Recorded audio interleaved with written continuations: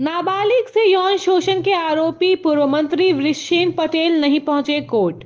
किशोरी से यौन शोषण मामले के आरोपी बिहार सरकार के पूर्व मंत्री वृषेण पटेल शुक्रवार को विशेष पॉक्सो कोर्ट में हाजिर नहीं हुए।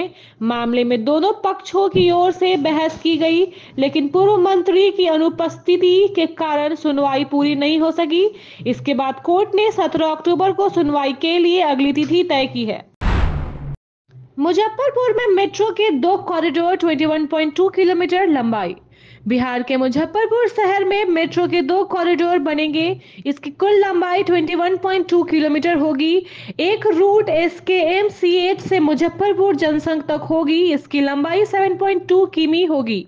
इसके अलावा हरपुर बखरी से रामदयाल नगर तक दूसरी मेट्रो रूट की कुल लंबाई 14 किमी होगी। इससे शहर से सटे बड़े इलाके की ग्रामीण आबादी को भी फायदा होगा।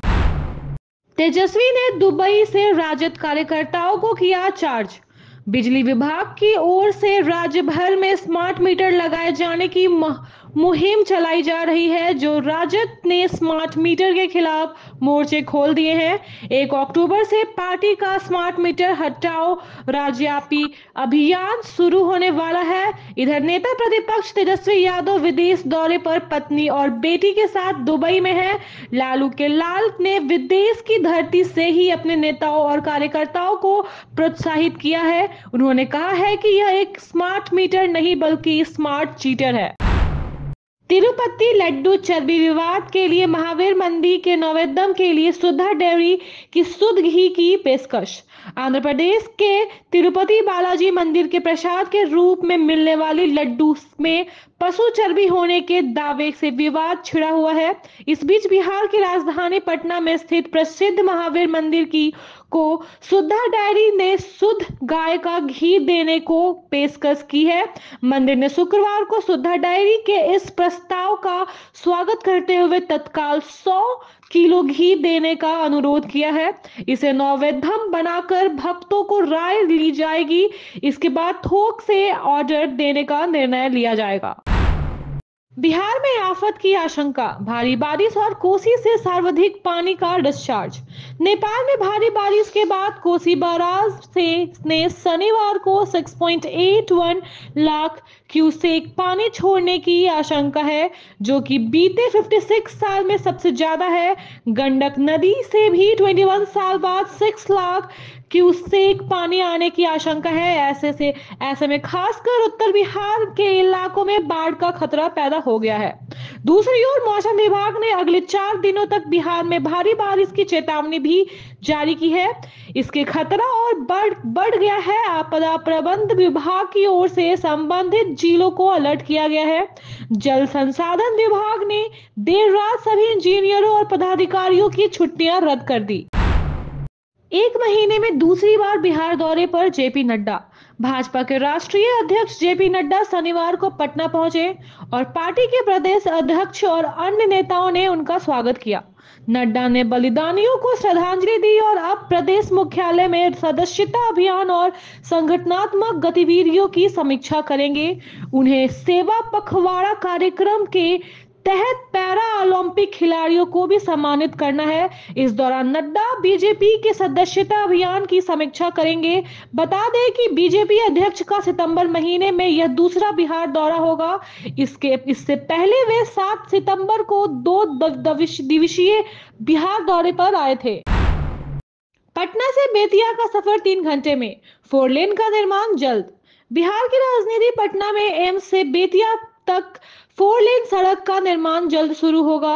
NH 139W से अधिसूचित पटना बेतिया रोड के सभी 5 पैकेज का टेंडर हो गया है। 2 साल में इस सड़क के निर्माण का लक्ष्य तय किया गया है।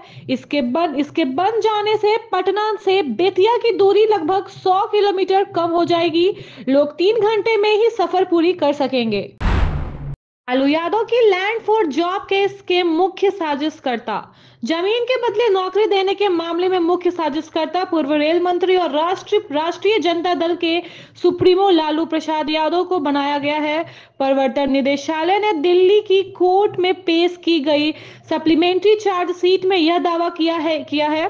साथ ही ईडी ने लालू के परिवार पर भी कई गंभीर आरोप लगाए हैं। ईडी के अनुसार नौकरी के बदले जो जमीन ली गई है वो आज भी लालू परिवार के कब्जे में है।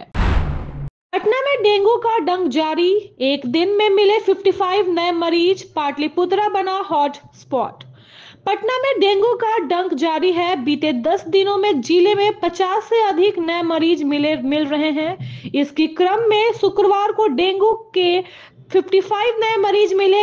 इनमें सबसे ज्यादा पाटलिपुत्र में 12, कंकड़बाग में 10, बांकीपुर में 7, एनसीसी अंचल में 6, अजीमाबाद में 4, पटना सिटी में 2 पीड़ित मिले। इसके अलावा एक पीड़ित की पहचान नहीं हो पाई। के पाठक का यह अधूरा काम पूरा करेगा शिक्षा विभाग। बिहार में 34540 कोटि के प्रारंभिक शिक्षकों और पुराने वेतनमान शिक्षकों के लिए खुशखबरी है। अब उन्हें भी अंतर जिला स्थानांतरण का मौका मिलेगा। शिक्षा विभाग की प्रस्तावित स्थानांतरण और पदस्थापन नीति में इसका भी प्रावधान किया गया है। इस नीति को मंजूरी के लिए कैबिनेट में भेजा गया है और इसके बाद यह सरकारी विद्यालय के करीब 5.5 लाख शिक्षकों के लिए प्रभावी हो जाएगा। के पाठक का यह पुराना काम अब शिक्षा विभाग पूरा करने जा रहा है। बिहार में कांग्रेस को बड़ा झटका, इस नेता ने छोड़ी पार्टी।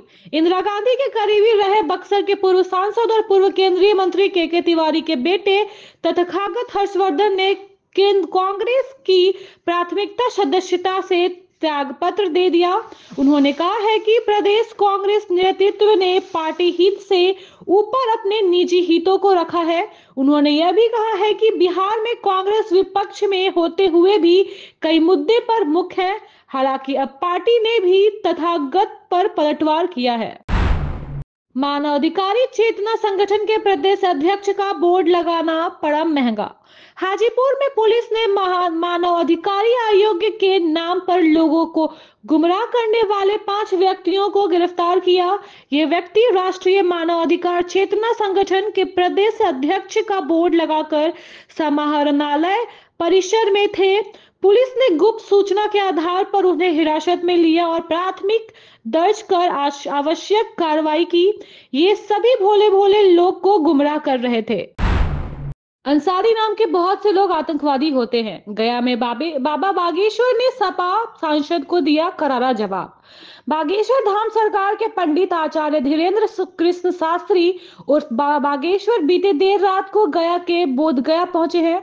गया पहुंचते ही बाबा बागेश्वर ने सपा सांसद अफजल अंसारी द्वारा गांजा को लेकर दिए गए बयान पर अपनी प्रतिक्रिया देते हुए कहा है कि लोग क्या कह दे पता नहीं वो कहां रहते हैं। बाबा बागेश्वर ने कहा कि हम तो गांजा नहीं पीते हैं, हम अपनी कह सकते हैं। धीरेन्द्र शास्त्री ने कहा कि सब एक जैसे नहीं होते हैं और अंसारी नाम के बहुत से लोग तो आतंकवादी होते हैं। धीरेन्द्र शास्त्री ने आगे कहा कि अब सब नहीं है लेकिन कोई कोई होते हैं। कल्पना सोरेन झारखंड में फिर बनेगी इंडिया गठबंधन की सरकार। गायडेक विधायक कल्पना सोरेन ने कहा है कि झामुमो और इंडिया गठबंधन आगामी चुनाव में पूरी ताकत से लड़ने के लिए तैयार है। जनता उनके साथ है। झारखंड में फिर से इंडिया गठबंधन की सरकार बनेगी। उन्होंने भाजपा पर 2019 से सरकार गिरने की कोशिश का आरोप लगाया और कहा कि शहीदों का आशीर्वाद और माताओं बहनों का समर्थन झामुमो को मिलेगा। पीएम मोदी की रैली के बाद जारी होगा बीजेपी घोषणा पत्र। हिमंता बिस्वा शर्मा। असम के मुख्यमंत्री हिमंता बिस्वा शर्मा ने जानकारी दी है कि झारखंड विधानसभा चुनाव के लिए बीजेपी 3 अक्टूबर को अपना घोषणा पत्र जारी करेगी।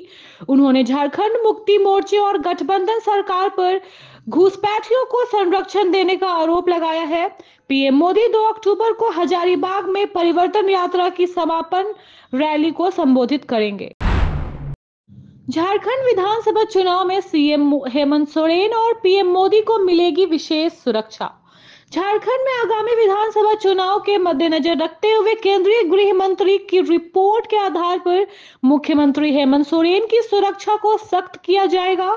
गृह विभाग और पुलिस मुख्यालय ने सभी जिलों में एसपी को वरिष्ठ व्यक्तियों की सुरक्षा सुनिश्चित करने के निर्देश दिए हैं। केंद्रीय गृह मंत्रालय ने सुरक्षा के लिए 10 नेताओं की सूची में पीएम मोदी और सीएम सोरेन को शामिल किया है, जिन्हें विशेष सुरक्षा प्रदान की जाएगी। 61,000 पारा शिक्षकों के लिए बुरी खबर, मानदेय में 4% बढ़ोतरी की लगी रोक। झारखंड में 61,000 पारा शिक्षकों के मानदेय में 4% की बढ़ोतरी पर रोक लगा दी गई है। शिक्षकों ने मानदेय में इस वर्ष जनवरी में बढ़ोतरी की गई थी, लेकिन अब अगस्त में मानदेय में भी वृद्धि रोक दी गई है।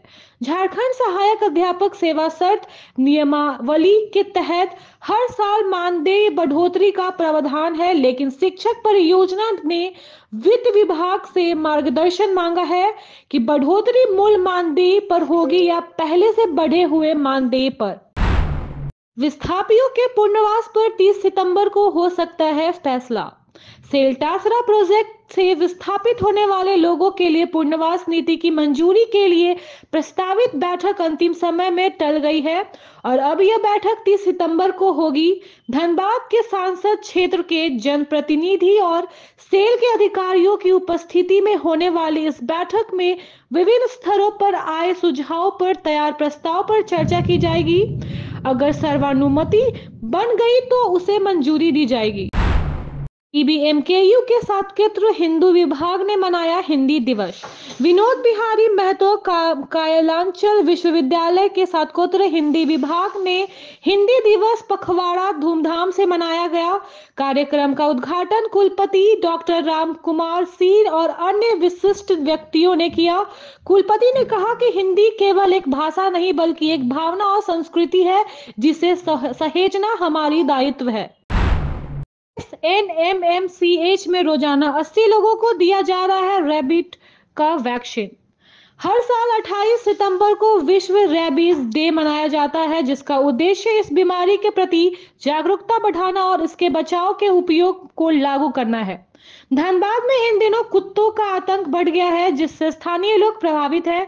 शहीद निर्मल महतो मेडिकल कॉलेज एवं हॉस्पिटल के एंटी रैबीज केंद्र में हर दिन औसतन 80 लोगों को वैक्सीन लेने पहुंच रहे हैं और जनवरी से अगस्त के बीच 6,440 लोग डॉग बाइट के शिकार हुए हैं। Thank you so much for watching this video. Don't forget to like, comment, share, and subscribe.